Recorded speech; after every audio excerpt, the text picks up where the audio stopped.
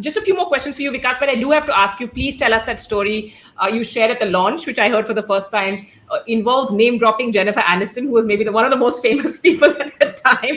Tell us that story, and then I have a few more questions for you. Yes. So, when I was invited to the Oscars, the Oscar invitation comes with a huge do's and don'ts list. Please do not bring a recording device. Please do not bring a camera. Please do not do this. Please do not come dressed in, night clothes and things like that. So it comes with a lot of responsibility in the sense because it is the ultimate entertainment event for the Hollywood film industry. So I just went with my book. I did not go with even my cell phone. I did not go with any camera. I just went with a copy of my book because this was the only time, I think, where the entire cast and crew were going to be together. As Danny Boyle said, this is our last party together. So I wanted to get everybody's autograph on that book. And what I liked about the Oscars is, of course, there's very tight security and everything. And there is a caste system when you walk in because, the red carpet, only the film stars are supposed to walk on the red carpet. The rest of us, the hoi polloi, are supposed to walk on the side and not really on the red carpet, but maybe on a gray carpet or something, which is on the side, which is not in the line of sight of the cameraman. But once you cross that red carpet, the Oscars are totally democratic. In the sense, once you have crossed the red carpet, there are no security guys at all. And I met everyone. I met Brad Pitt, I met Angelina Jolie, I met Meryl Streep, I met Will Smith, I met Valentino, the fashion designer. In fact, right next to me, Prince was sitting, the famous musician. But somehow in my mind, I had heard that he is now a glyph in the sense that he's known as the artist formerly known as the Prince. And I just kept thinking, how do I address him?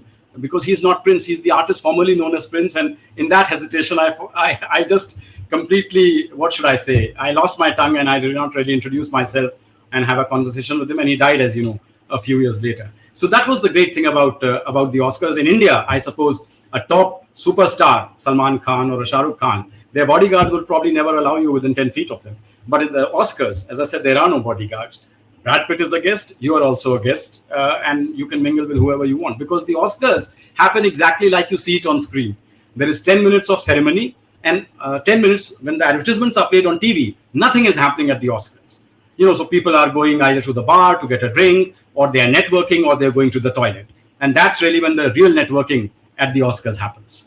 So anyway, I was at the Oscars, they showed my cutout at least 3 or 4 times because that evening, Slumdog won 8 Oscars. So every time the Oscar was being won, the camera will focus on the 3 of us sitting together. That was me, Irfan Khan, and Anil Kapoor. We were in E22, 23, E24. That's where we were sitting, just 5 rows from the center stage.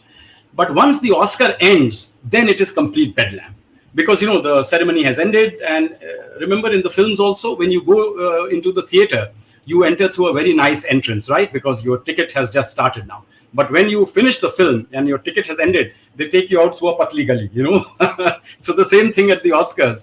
The Oscar has ended, security guards are gone, nobody is bothered about you anymore. Just find your way out, get into your car and go away. So I had, this was the very first time I was in such a setting. And I probably took a wrong turn. And instead of going towards the exit, I entered a makeup room, and it turned out to be Jennifer Aniston's makeup room. And there was only Jennifer Aniston and I suppose her former boyfriend at that time, John Mayer, who I did not know at all who he was. She was in the room. She looked at me. I was in a black bandgala and I was holding my book, Slumdog Millionaire, in my hand. And she looked at me and she said, "So you are the man?" And I said, "Yes, I am the man." And then we had believe it or not, we had a 10-minute conversation about India. And she said how much she loves India and how much she wants to visit India and, yoga and all those things. And after 10 minutes, she said, "Okay, I have to go now. Why don't you come with me?" So I said, "Okay, absolutely. Jennifer Aniston is asking me to come with her. I'll go with her." So we go down a flight of steps into a VIP parking lot. And there was an attendant there. And Jennifer tells the attendant that, "Can you call my car?" And she says, "Of course, Miss Aniston." And he speaks into his mic, "Please bring Miss Aniston's car." And, 30 seconds later, a sleek stretch limousine arrives, and Jennifer Aniston and John Mayer get into the car. And Jennifer tells me, "Okay, I'm leaving, but enjoy the rest of your time in Los Angeles." And she's off.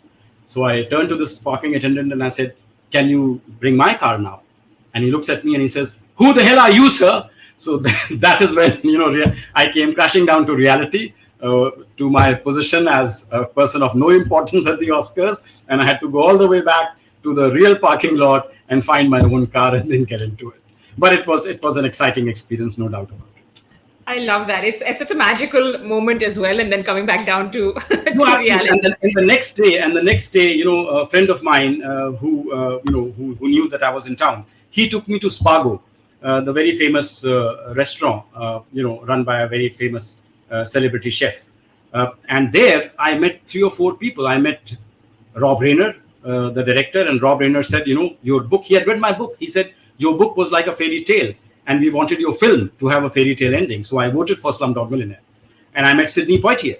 And this guy who was with me, he said, do you want to meet Sidney Poitier? I said, of course I want to meet Sidney Poitier, but why would Sidney Poitier want to meet me? I mean, he doesn't know me from Adam. He says, you just hold on. And he walks up to him. He's very confident, this guy. He was an entertainment lawyer in Los Angeles. He walks up to Sidney Poitier and he says, I have the author of Slumdog Millionaire with me. Would you want to meet him? And Sidney Poitier said, yes, of course, I would love to meet him. And I had a 10-minute conversation with Sidney Poitier, who told me that he does not go to the Oscars anymore because they gave him a Lifetime Achievement Award. And he's a writer like me now. And he churns out novels. So as I said, I think the sheer respect that Slumdog Millionaire engendered for talent from India, I think that to me was the most gratifying thing.